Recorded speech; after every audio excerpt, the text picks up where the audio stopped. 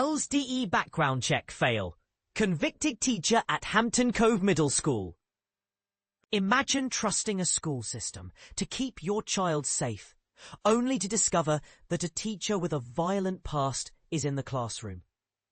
This is the unsettling reality unfolding at Hampton Cove Middle School, where a special education teacher is now under scrutiny after parents raise concerns about her previous conviction for assaulting a student.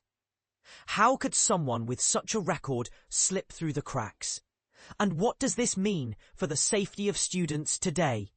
Brandy Taylor, the educator at the center of this controversy, was convicted in 2017 for physically abusing a student while working at Albertville High School. According to reports, Taylor's actions were not just alarming, they were extreme. She allegedly punched, hit, and even bit the victim on the face before escalating the violence by picking up the child and beating them with a belt.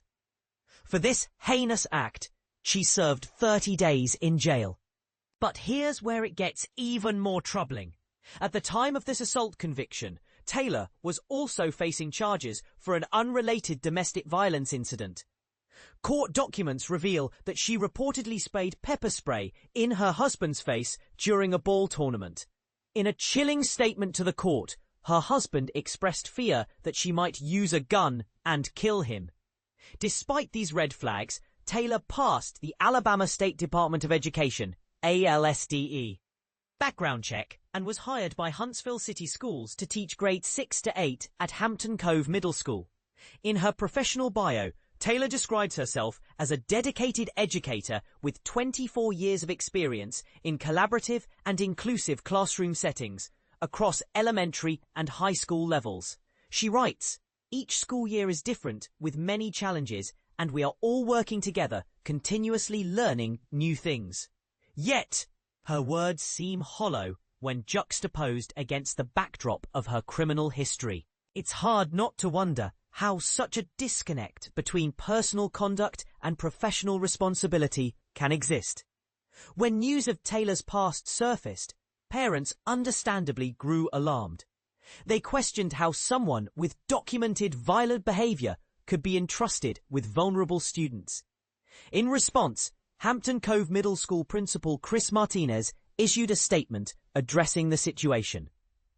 He confirmed that Taylor joined the district in 2020 and passed the ALSDE background check as part of the hiring process. However, out of an abundance of caution, she has been temporarily removed from campus and will have no contact with students during an internal personnel review. A substitute teacher has been assigned to take over her duties until the matter is resolved. And this is the part most people miss. Background checks aren't foolproof. While they aim to filter out individuals who pose potential risks, gaps in the system can allow troubling histories to go unnoticed. Should there be stricter measures in place? Could additional safeguards prevent similar situations in the future? These are questions worth asking and debating as we strive to ensure the safety of our schools. This story raises important issues about accountability, transparency, and trust in educational institutions. Do you believe the school system did enough to vet Brandy Taylor? Or do you think there's room for improvement in how educators are screened? We'd love to hear your thoughts. Share your opinions in the comments below, or connect directly with the author via email. Stay informed and engaged. Subscribe to our newsletter for updates every weekday morning, or consider becoming a member to access exclusive content and merchandise. Hampton Cove Middle School responds to teacher's past assault conviction.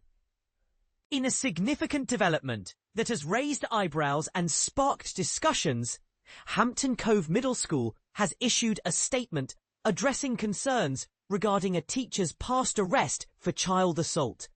This situation has understandably alarmed parents and the community alike.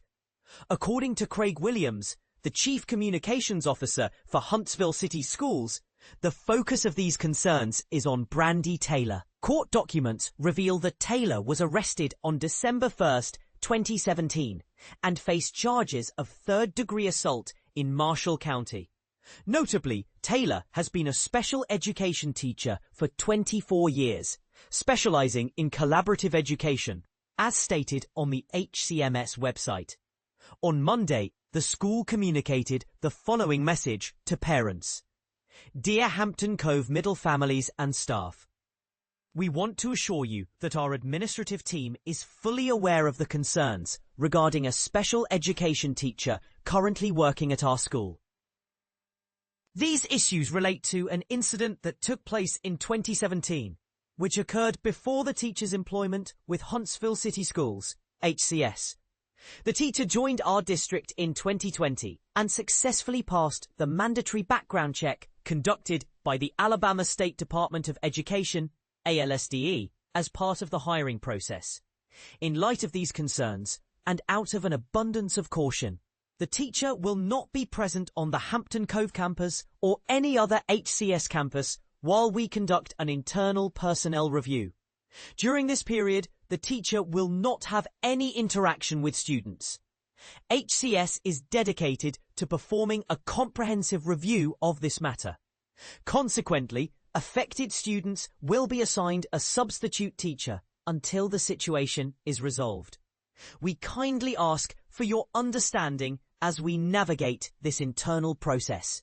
Our commitment to student safety remains our top priority, and we will provide updates as necessary. Sincerely, Chris Martinez, HCMS Principal. The documents indicate that around November 22, 2017, Taylor was accused of physically assaulting a child by grabbing, hitting, punching, and even biting the child on the face. Furthermore, it was reported that Taylor allegedly picked up the child and struck them with a belt. The narrative surrounding the incident suggests that the injuries sustained by the child were inconsistent with disciplinary action. Law enforcement observed welts on the child's lower back, the left side of their back, and the back of their right leg. Additionally, the child had a deep bruise on their upper left thigh, bruising on their right thigh, and a mark on the upper left side of their face. Notably, redness was also observed around both of the child's eyes. Photographic evidence of the child's injuries was documented and submitted to the Department of Human Resources. According to the records, Taylor was convicted of third-degree assault on January the 24th, 2018, and received a sentence of 60 days, which was split to include 30 days in jail, followed by 24 months of probation. This situation raises critical questions about the hiring practices and safety protocols in schools. How can we ensure that our children are safe in educational environments? What measures should be taken to address past incidents when hiring educators? We invite you to share your thoughts and opinions in the comments below.